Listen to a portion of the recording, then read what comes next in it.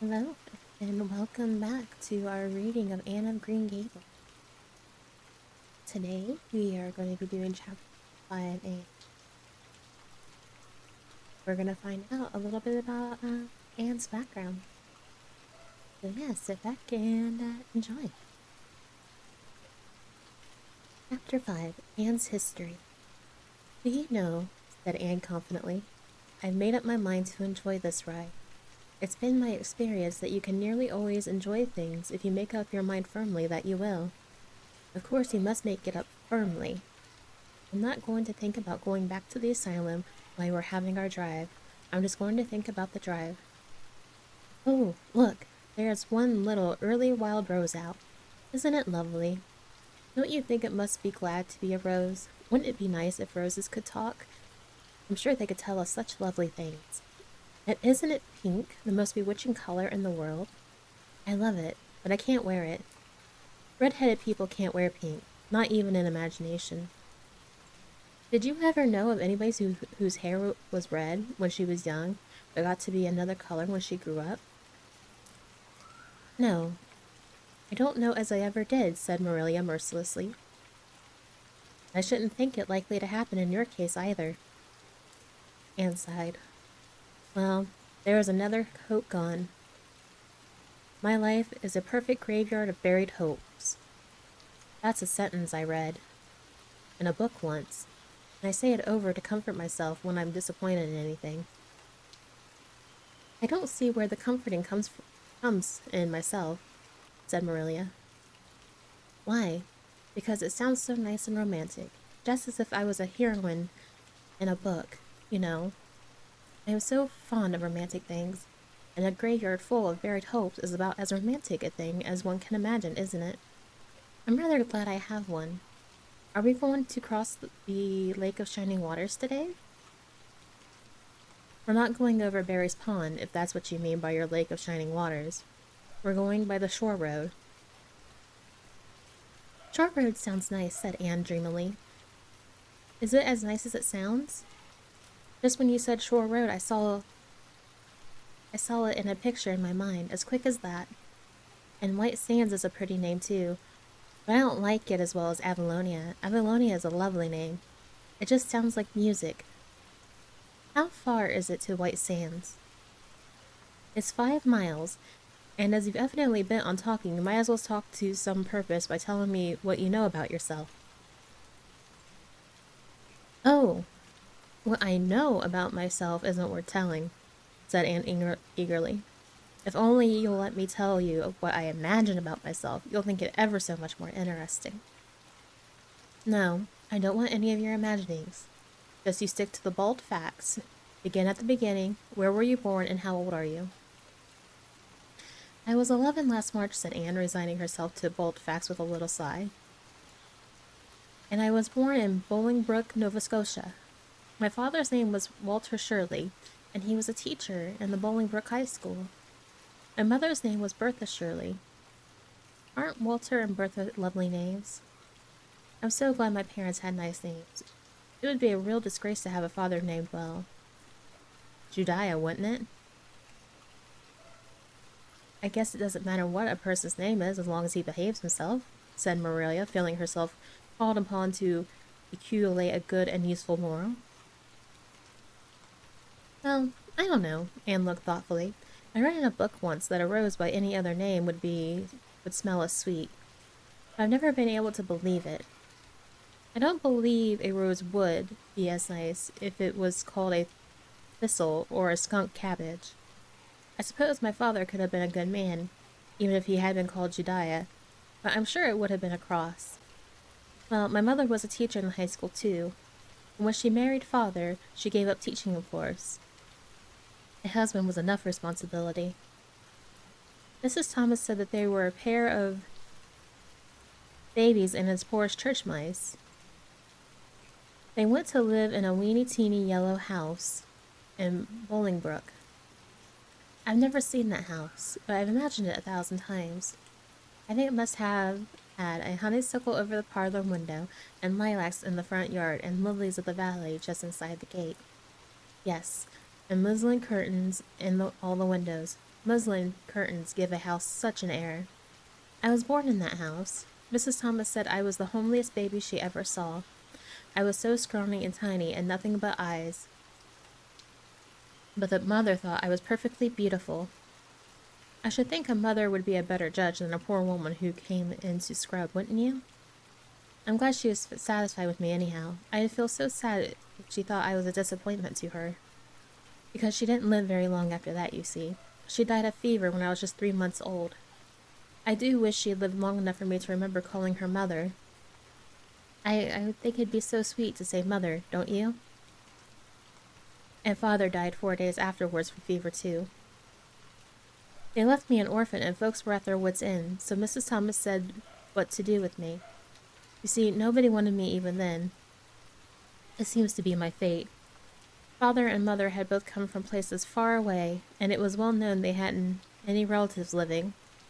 Finally, Mrs. Thomas said she'd take me, though she was poor and had a drunken husband. She brought me up by hand. Do you know if there was anything in being brought up by hand that ought to make people who were brought up that way better than other people? Because whenever I was naughty, Mrs. Thomas would ask me how I could be such a bad girl when she brought me up by hand, reproachful-like.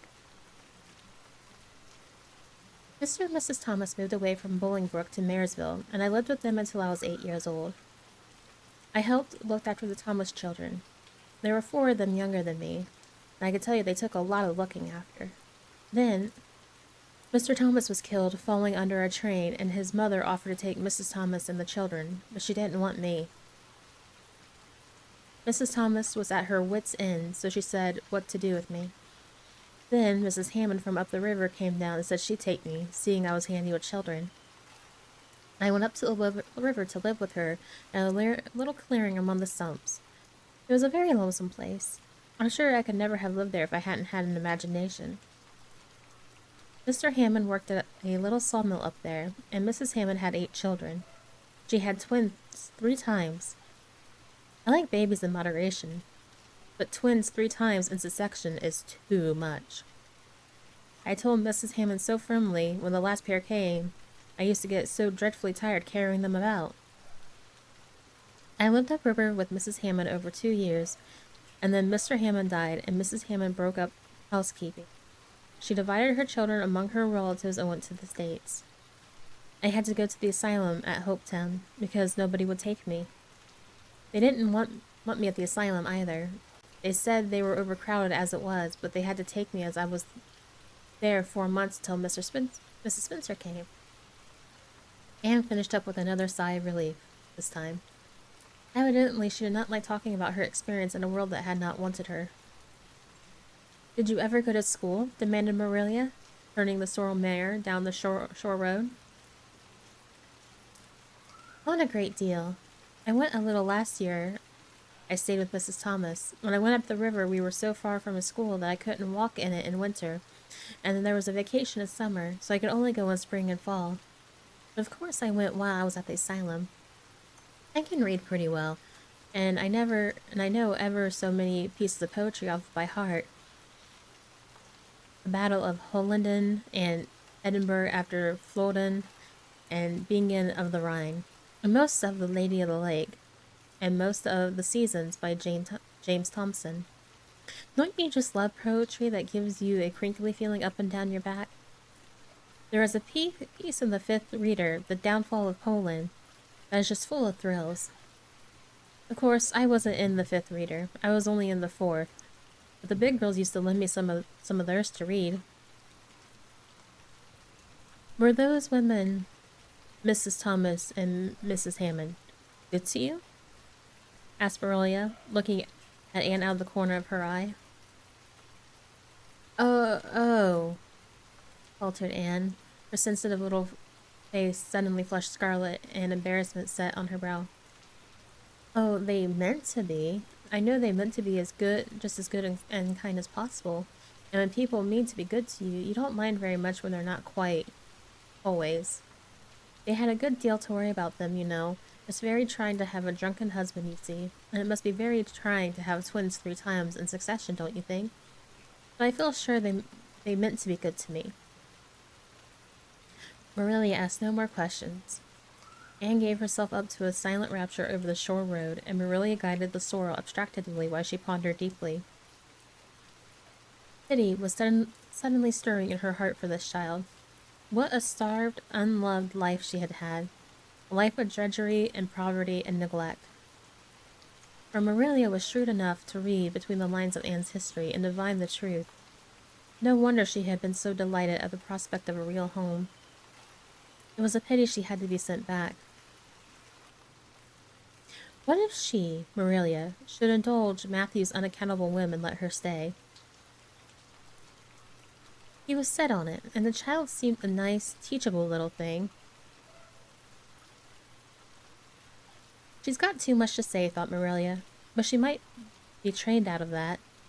And there is nothing rude or slangly in what she says. She's ladylike. It's likely her people were nice folks. The shore road was woodsy and wild and lonesome. On the right hand, scrub firs, their spirits quite unbroken by long years of tussle with the Gulf winds, grew thickly. On the left were the steep red sandstone cliffs, so near the track in places that a mare of less steadiness than the sorrel might have tried the nerves of the people going behind her. Down at the base of the cliffs were heaps of surf-worn rocks, or little sandy coves inlaid with pebbles as with ocean jewels. Beyond lay the sea, shimmering in blue. Over it soared the gulls, their pinions flashing silverly in the light. "Isn't the sea wonderful?" said Anne, rousing from a long, wide-eyed silence. "Once, when I lived in Marysville, Mr. Thomas hired an express wagon and took us all to spend the day at the shore 10 miles away. I enjoyed every moment of that day, even if I had to look after the children all the time. I lived it over in my happy dreams for years. But this shore is nicer than the Marysville shore. Aren't those gulls splendid? Would you like to be a gull? I think I would. That is, if I couldn't be a human girl.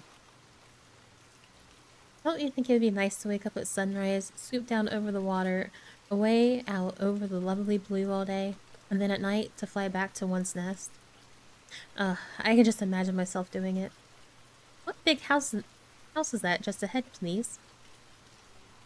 "That's the White Sands Hotel. Mr. Kirk runs it, but the season hasn't begun yet.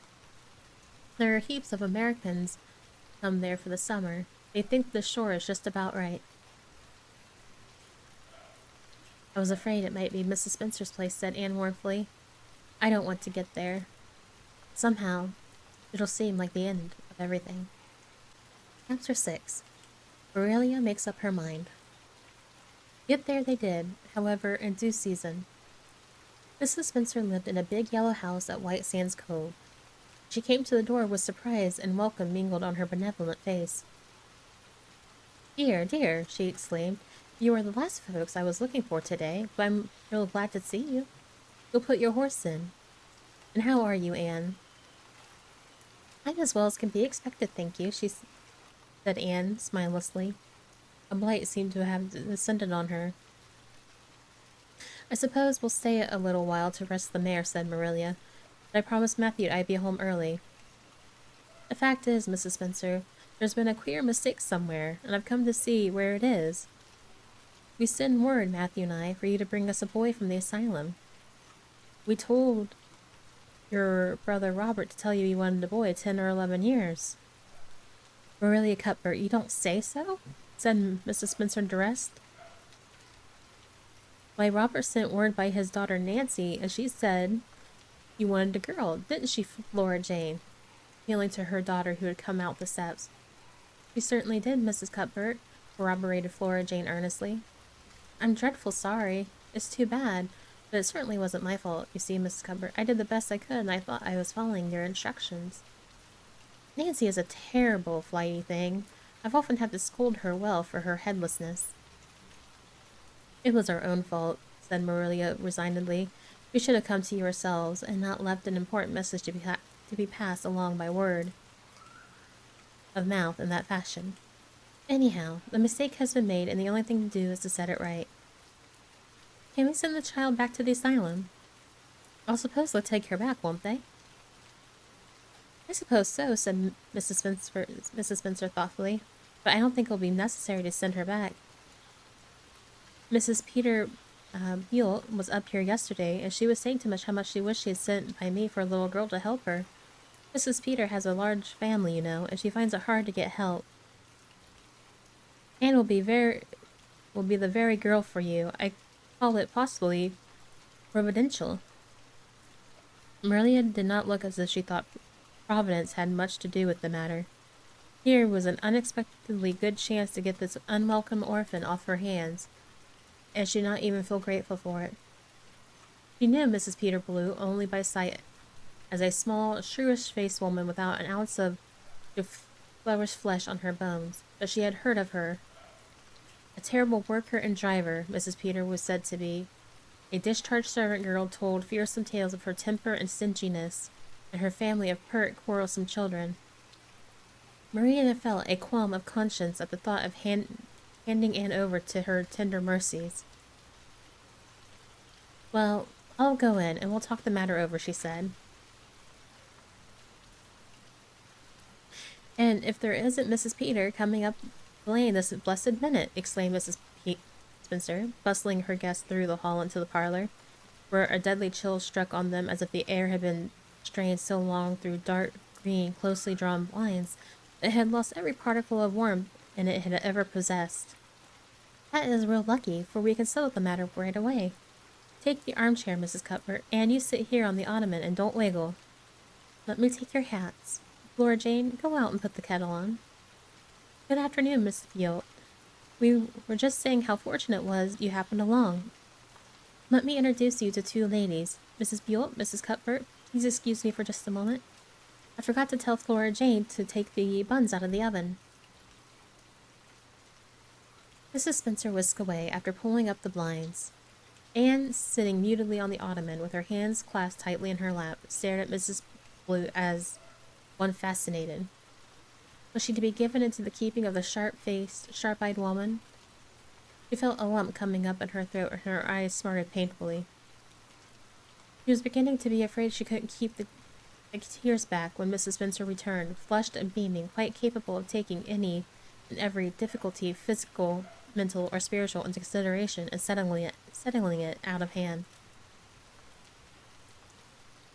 It seems there's been a mistake about this little girl, Mrs. Buell, she said. I was under the impression that Mr. and Mrs. Cuthbert wanted a little girl to adopt. I was certainly told so, but it seems it was a boy they wanted. So if you're still of the same mind you were yesterday, I think she'll be just the thing for you. Mrs. Buell darted her eyes over Anne from head to toe. How old are you, and what's your name? She demanded. Anne Shirley, faltered the shrinking child, not daring to make any stipulations regarding the spelling thereof, and I'm 11 years old. You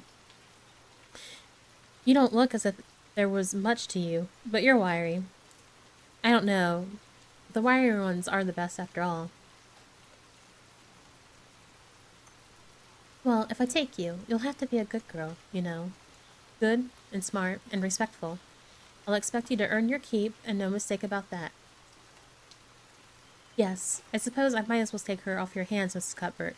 The baby's awfully fractious, and I'm clean worn out attending to him. If you like, I could take her home right now. Maria looked at Anne, and softened at the sight of the child's pale face with its look of mute misery. The misery of a helpless little creature who finds itself once more caught in the trap for which it had escaped. Maria felt an uncomfortable conviction. If she had denied the appeal of that look, it would haunt her to her dying day. Moreover, she did not fancy Mrs. Buell to hand a sensitive, high-strung child over to such a woman. No, she could not take that responsibility of doing that. Well, I don't know, she said slowly. I didn't say that Matthew and I had absolutely decided that we wouldn't keep her. In fact, I may say that Matthew is disposed to keep her. I just came over to find out how the mistake had occurred. I thought I'd better take her home again and talk it over with Matthew. I feel that I oughtn't to decide on anything without consulting him. If we make up our mind not to keep her, we'll bring or send her over to you tomorrow night. If we don't, you know that she is going to stay with us. Will that suit you, Mrs. Blue? I suppose it'll have to, said Mrs. Blue ungraciously. During Marilia's speech, a surprise had been dawning on Anne's face. First the look of despair faded out, then came a faint flush of hope. Her eyes grew deep and bright as the morning stars. The child was quite transfigured, and a moment later, when Mrs. Spencer and Mrs. Blute went out in quest of a recipe the lighter had come to borrow, she sprang up and flew across the room to Marilia. "Oh, Mrs. Cuthbert, did you really say that perhaps you would let me stay at Green Gables?" she said in a breathless whisper, as if speaking aloud might shatter the glorious possibility. "Did you really say it, or did I only imagine that you did?" "I think you had better learn to control that imagination of yours, Anne, if you can't distinguish between what is real and what isn't," said Marilia crossly. "Yes, you did hear me say just that, and no more. It isn't decided yet, and perhaps we will conclude to let Mrs. Blake take you after all. She certainly needs you much more than I do." "I'd rather go back to the asylum than go live with her," said Anne passionately. "She looks exactly like a gimlet." Maria smothered a smile under the conviction that Anne must be reproved for such a speech. "A little girl like you should be ashamed of talking so about a lady and a stranger," she said severely. "Go back and sit down quietly and hold your tongue and behave as a good girl should." "I'll try to do and be anything you want me, if you'll only keep me," said Anne, returning meekly to her ottoman. When they arrived back at Green Gables that evening, Matthew met them in the lane. Aurelia from afar had noted him prowling along it and guessed his motive.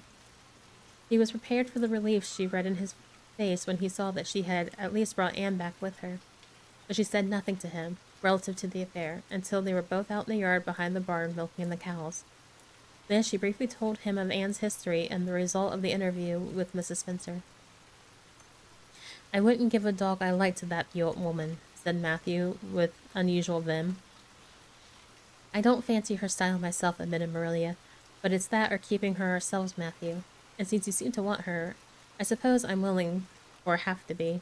I've been thinking over the idea until I've got kind of used to it. It seems a sort of duty. I've never brought up a child, especially a girl, and I dare say I'll make a terrible mess of it, but I'll do my best. So as far as I'm concerned, Matthew, she may stay."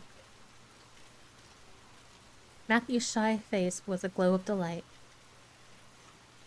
"Well now, I'd reckon you come to see it in that light, Marilia. She's such an interesting little thing." "It would be more to the point if you could say she was a useful little thing," retorted Marilia, "but I'll make it my business to see she's trained to be that. And mind, Matthew, you're not going to interfere with my methods. Perhaps an old maid doesn't know much about bringing up a child, but I guess she knows more than an old bachelor. So you just leave me to manage her. When I fail, it'll be time enough to put your oar in." There, Marilia, you can have your own way," said Matthew reassuringly. "Only be as good and kind to her as you can without spoiling her. I kind of think she's one of the sort you can do anything with if you've only get her to love you." Aurelia sniffed to express her contempt for Matthew's opinion concerning anything feminine, and walked off to the dairy with the pails. "I won't tell her tonight she can stay," she reflected as she strained the milk into the creamers. She'd be so excited that she wouldn't sleep a wink. "Really, Cuthbert, you're fairly in for it. Did you ever suppose you'd see the day when you'd be adopting an orphan girl?" Surprising enough, but not so surprising as that Matthew should be at the bottom of it, him that always seemed to have such a mortal dread of little girls. Anyhow, we decided on the experiment, and goodness only knows what will come of it. So there you go. It looks to be that Anne will get to stay at Green Gables. I mean, spoiler alert from the title, Anne of Green Gables. But yeah, next time we'll do another 2 chapters. And we'll find out more about how Anne will get to stay and what's her reaction going to be. Of course, let me know in the comments what you think. And don't forget to like and subscribe. And I'll see you all next time. Good night. Bye.